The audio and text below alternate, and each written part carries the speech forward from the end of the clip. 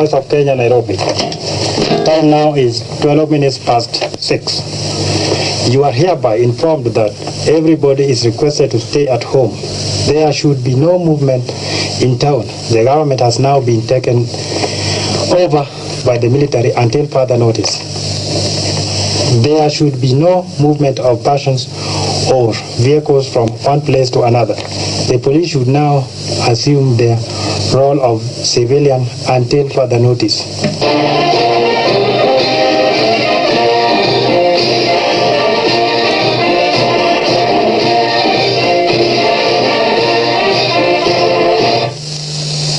This is the Voice of Kenya, Nairobi.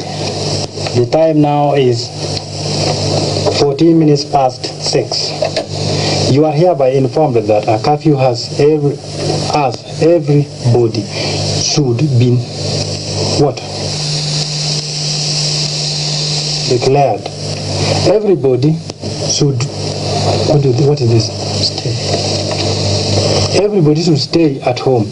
There should be no movement in town. The government has now been taken over by the military until further notice. There should be no movement of persons or vehicles from one place to another.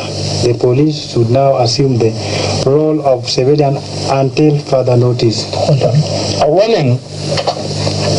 The government has been taken by a very, very, very powerful group supported by the people, wananchi wenyewe na wanajeshi wote. Kwa hivyo, wherever you are, cooperate or you blame yourself. Thank you. Voice of Kenya.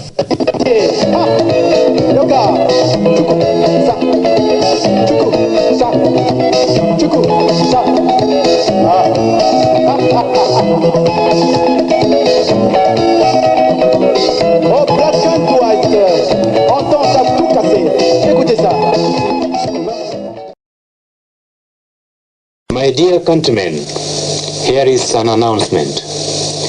It is with the greatest pleasure that I announce to you today the overthrow of the corrupt regime of Daniel Toroitich arap Moi by the patriotic forces of our country. As I speak to you now, our country is fully and firmly under the control of our armed forces. Every care has been taken to make the revolution as bloodless as possible. Fellow Kenyans, over the past few years, this country has been shedding from an open to a closed, dictatorial and inhuman society. The fundamental principles for which many of our people sacrificed their lives during the heroic struggle for independence have been compromised in the interest of a few greedy and irresponsible bandits. Over the past 6 months, we have witnessed with disgust the imposition of a de jure one-party system without the people's consent, arbitrary arrest and the detention of innocent citizens, censorship of the press, intimidation of individuals, and general violation of fundamental human rights. This ruthless oppression and repression is reminiscent of the past colonial days which Kenyans thought were buried at independence. A gang of local tyrants has emerged whose only function is to terrorize and intimidate with senseless warnings. Rampant corruption, tribalism, nepotism has made life almost intolerable in our society. The economy of this country is in shambles due to corruption and mismanagement. The cost of living in Kenya today is among the highest in the world. Wananchi can no longer afford to meet the basic requirements of life due to exorbitant prices of the basic necessities such as food, housing rent, transport. Above that, Kenyans are among the highest taxed people in the world today. Wananchi, under these circumstances, our armed forces have headed the people's call to liberate our country once again from the forces of oppression and exploitation in order to restore liberty, dignity, and social justice to the people.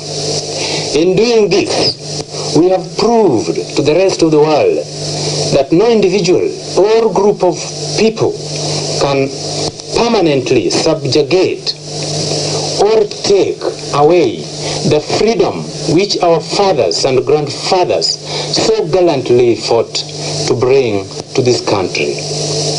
Like the British imperialists, the same fate will befall whoever attempts to tamper with our freedom. Countrymen, it is not the intention of the military to stay in power indefinitely. As soon as the situation allows, elections will be held and Wananchi will be given an opportunity to choose their leaders. Our immaculate task is to stamp out corruption and set out a concise program of development for Kenya. We will continue with the original policies which this country set at independence and which have been eroded over the years, thus giving rise to the current sad state of affairs. A number of administrative and security measures will be announced in due course. This revolution is entirely an internal affair, and our friends have nothing to fear. We will strengthen relations with our neighboring countries and we will continue to champion the policy of non-alignment and non-interference in the internal affairs of other countries.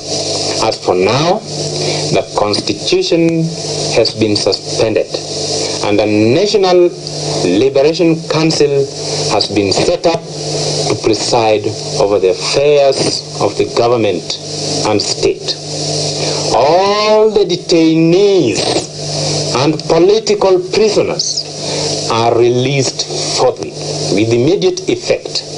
Long live Kenya. Long live the People's Redemption Council. Thank you very much. This is a statement on behalf of all the students of Kenya.